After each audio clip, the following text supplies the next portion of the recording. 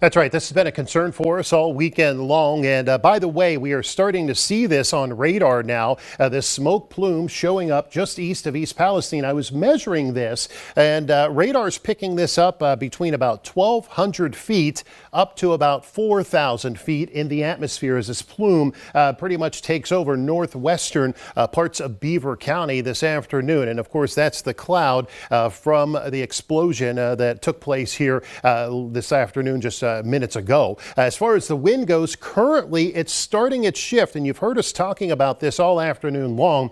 It's pretty much out of the due north. That's down here on the ground, a little higher in the atmosphere. The wind's still shifting around out of the northwest, blowing some of those plumes into western Pennsylvania. But the trend is going to be for this to continue to shift around to the northeast this evening, then eventually out of the east. So down on the ground, this will be blowing conditions to the west, and that will take shape through the evening. This is a look at 8 o'clock tonight. East Palestine, pretty much an east wind. And then as the night goes on, that wind just keeps shifting around to the southeast. That means the wind is coming from the southeast, going to the northwest. And then as the night continues on, it just keeps shifting around. And by tomorrow, the wind actually picks up in intensity. We'll have gusts up to 20 to 30 miles per hour, a possibility through the day tomorrow. And that'll be a due south wind blowing northward, and then eventually it shifts back to the southwest. Now, let's talk about what else takes shape in the atmosphere tonight. Not just that the wind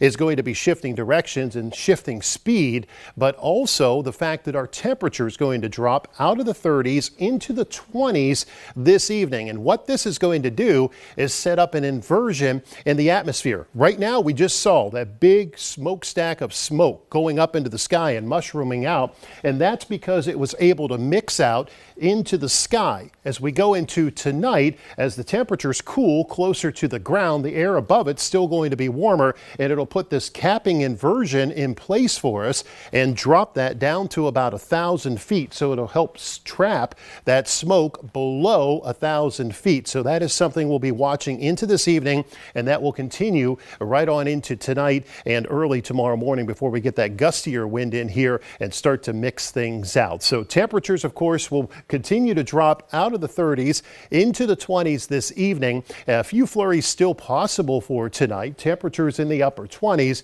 And then looking into tomorrow, rain showers return along with warmer temperatures. We're going to keep a close watch on this wind and, of course, radar as well.